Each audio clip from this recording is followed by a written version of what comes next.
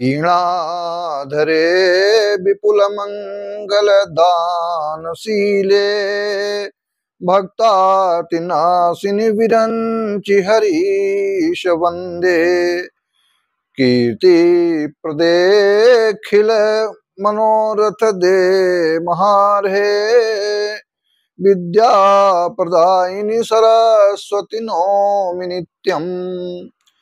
मैं हूं आचार्य रमाकांत मिश्र। अपने इस YouTube चैनल पर सभी दर्शकों का एक बार पुनः हार्दिक स्वागत करता हूं। 4 चरणों के चुनाव संपूर्ण भारत में 2024 लोकसभा के चुनाव संपन्न हो चुके हैं।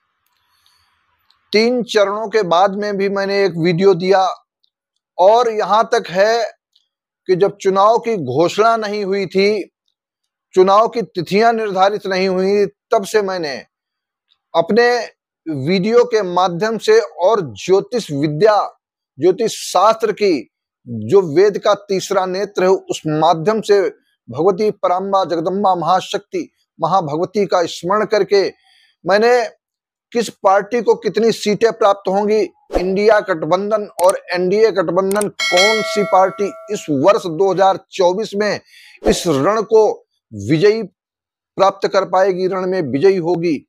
इसलिए मैंने समय समय पर जनता की विशेष आग्रह के कारण कि जब दूसरे चरण का चुनाव संपन्न हुआ तब भी लोगों की विशेष आग्रह थी, गुरुजी बताइए।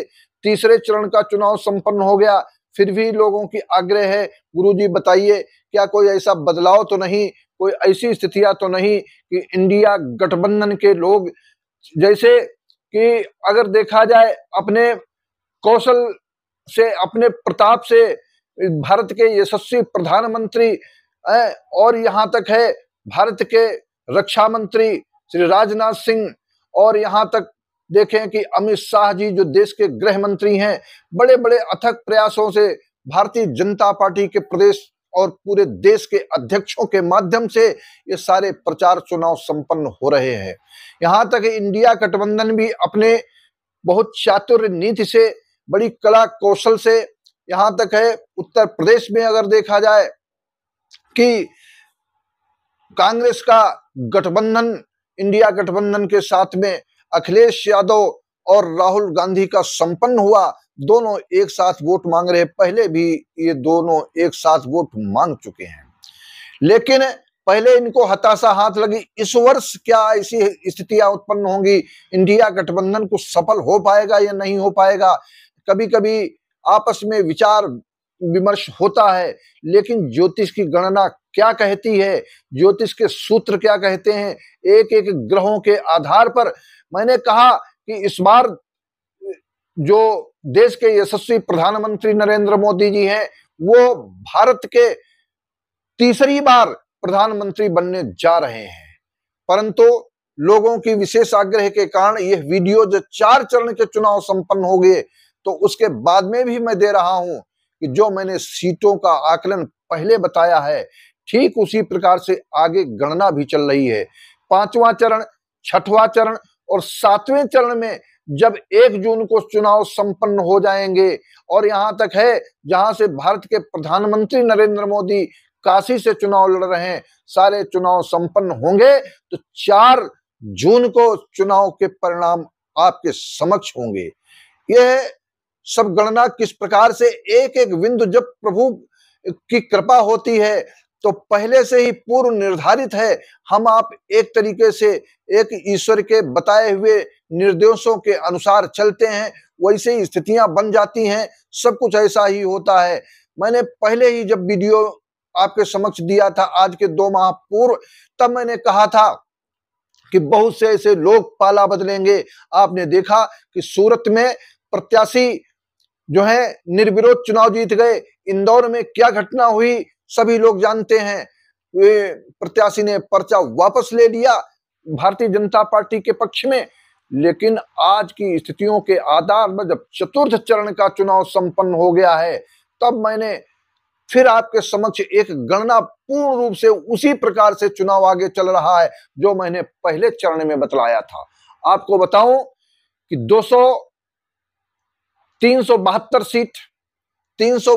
सीट ±10, 10 सीटें आगे 10 सीटें पीछे, यही मैंने पहले कहा है।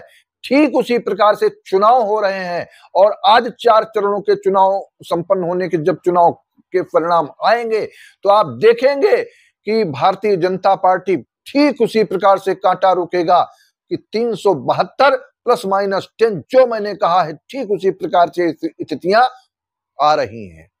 चुनाव इंडिया गठबंधन, अब रही बात जो राष्ट्रीय कांग्रेस है, इंदिरा कांग्रेस पार्टी को कितनी सीटें व्यक्तिगत मिलने जा रही हैं, मैंने एक वीडियो में आपके समक्ष बतलाया भी है कि कांग्रेस को व्यक्तिगत सीटों के आधार पर इनकी 50 सीटों के आसपास ही रहने वाली हैं, जो 7 सीटें कम भी हो सकती हैं और 7 सीटें अधिक भी हो सकती हैं, लेकिन इससे ऊपर इनकी सीटें जाने की स्थिति में नहीं है।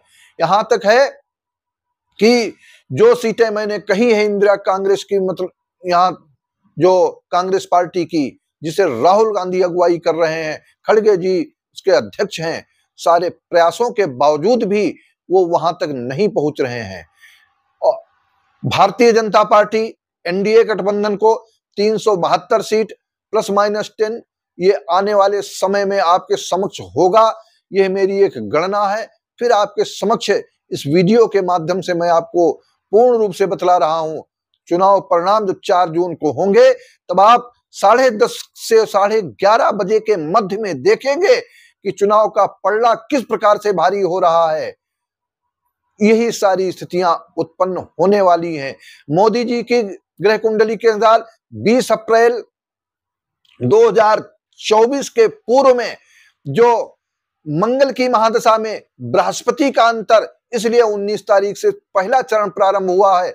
चुनाव प्रारंभ हुआ तो मंगल की महादशा में बृहस्पति का अंतर था और इनकी कुंडली में लग्न वृश्चिक लग्न है। वृश्चिक लग्न में चतुर्थ भाव में जो राजनीतिक भाव कहलाता है वहां बृहस्पति ग्रह विद्यमान है और इस कारण से कि मंगल की महादशा में बृहस्पति के अंतर में चुनाव प्रारंभ हुआ। 19 तारीख को पहला चरण था। इसके बाद में जो चरण प्रारंभ हुए तो मंगल की महादशा में शनि का अंतर है।